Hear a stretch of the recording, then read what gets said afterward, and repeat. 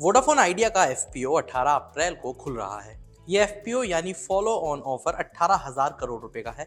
इसके मायने हैं कि अगर ये इश्यू कामयाब होता है तो ये देश का सबसे बड़ा एफपीओ होगा। इससे पहले जुलाई 2020 में यस बैंक का 15,000 करोड़ रुपए का एफपीओ आया था, जो अब तक का देश का सबसे बड़ा एफपीओ था। हालांकि एक इश्यू यस बैंक और वोडाफोन आइडिया दोनों से बड़ा था, लेकिन पूरा भरने के बाद भी कैंसिल हो गया था। इससे पहले कि हम दोनों इश्यू के बारे में बात करें, आप हमें कमेंट बॉक्स में बताइए कि क्या आप इस एफपीओ में पैसा लगाएंगे। सबसे पहले बात कर लेते हैं अडानी एंटरप्राइजेस की, क्योंकि इसने भी फरवरी 2023 में 20,000 करोड़ रुपए का एफपीओ जारी किया था। तब ये इश्यू पूरी तरह सब्सक्राइब भी हो गया था, लेकिन बाद में इसे कैंसिल कर दिया गया था। तो उसके बाद अब वोडाफोन आइडिया अपना 15,000 करोड़ का एफपीओ लेकर आ रहा है। अगर अडानी एंटरप्राइजेस का इश्यू रद्द नहीं होता तो वोडाफोन आइडिया का एफपीओ पहला नहीं बल्कि दूसरा सबसे बड़ा इश्यू होता। तो चलिए अब वोडाफोन और आइडिया के एफपीओ के बारे में जान लेते हैं, क्योंकि अगर आप इसमें निवेश करना चाहते हैं तो उससे पहले इसकी डिटेल जानना भी बेहद जरूरी है, खासतौर पर ऐसे समय में जब शेयर बाजार में लगातार गिरावट बनी हुई है। इसमें सबसे पहले वोडाफोन आइडिया के एफपीओ से जुड़े जोखिमों की बात कर लेते हैं, क्योंकि बाकी चीजों के बारे में आपको कुछ ना कुछ जरूर पता होगा। 31 दिसंबर 2023 तक के डेटा के मुताबिक कंपनी को वेंडर्स और खास तौर पर टावर वेंडर्स और इक्विपमेंट सप्लायर्स का एक बड़ा बकाया चुकाना है।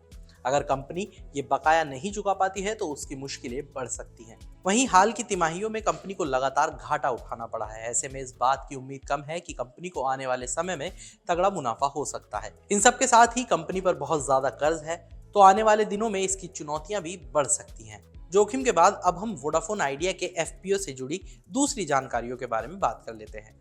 वोडाफोन आइडिया का एफपीओ 18 अप्रैल को खुलेगा और 22 अप्रैल 2024 को बंद होगा। एफपीओ के लिए 10 से 11 रुपए प्रति शेयर का प्राइस बैंड तय किया गया है। ये एफपीओ पूरी तरह से फ्रेश इशू है, यानी इस एफपीओ के जरिए जुटाई गई सारी रकम कंपनी के खाते में जाएगी। एफपी का करीब 50% क्वालिफाइड इंस्टीट्यूशनल बायर्स यानी क्यूआईबी के लिए, 15% हिस्सा नॉन इंस्टीट्यूशनल इन्वेस्टर यानी एनआईआईज के लिए और बाकी 35% हिस्सा रिटेल निवेशकों के लिए रिजर्व है। अगर हम इस एफपीओ के लॉट साइज की बात करें तो एक लॉट में 1298 शेयर होंगे।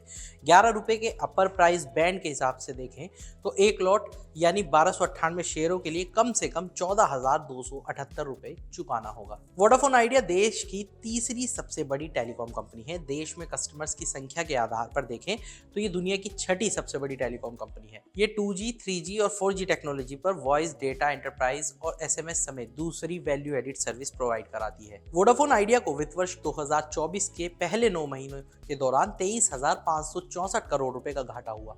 वहीं कंपनी का रेवेन्यू बढ़कर 32,045 करोड़ रुपए पर रहा। कंपनी का प्रति यूजर औसत रेवेन्यू बढ़कर 145 रुपए हो गया। दिसंबर 2023 के आखिर तक कंपनी पर 2.15 लाख करोड़ रुपए का कर्ज था। साल 2024 में कंपनी पर 5385.4 करोड़ रुपए का कर्ज को चुकाने की जिम्मेदारी थी। वोडाफोन आइडिया के एफपीओ के बुक रनिंग लीड मैनेजर की जिम्मेदारी जेफरीज, एक्सिस कैपिटल और एसबीआई कैपिटल मार्केट है। अब देखना है कि ये मैनेजर कंपनी के एफपीओ को कितना कामयाब बना पाते हैं। इस एफपीओ के तहत शेयर्स का अलॉटमेंट 23 अप्रैल को होगा।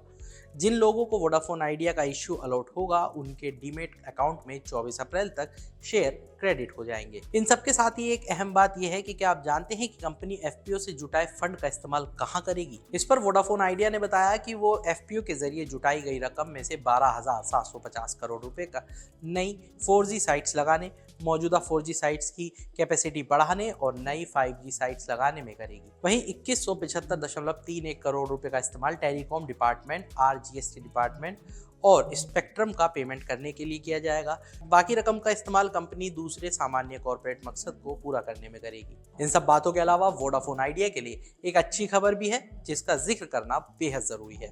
खबर है कि कंपनी के एफपीओ को सरकार का समर्थन मिला है। CNBC TV 18 से एक्सक्लूसिव बात करते हुए वित्त सचिव टीवी सोमनाथन ने कहा कि बाजार में कई ऑपरेटर्स के साथ कंपटीशन बनाए रखना सरकार की पॉलिसी का प्रमुख लक्ष्य है।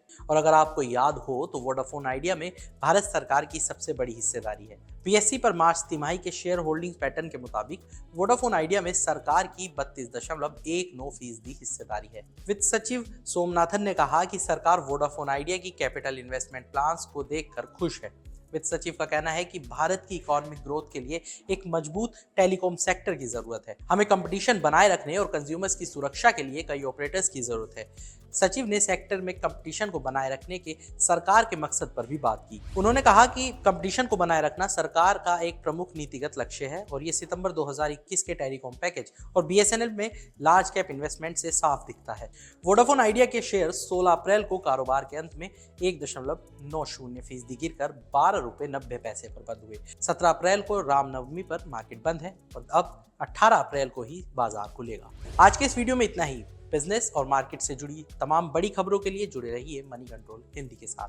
आप हमारे यूट्यूब चैनल को सब्सक्राइब करें, फेसबुक पेज को लाइक करें और अब व्हाट्सएप के जरिए भी आप हमसे जुड़ सकते हैं। व्हाट्सएप चैनल का लिंक आपको कमेंट बॉक्स में मिल जाएगा। तब तक के लिए धन्यवाद।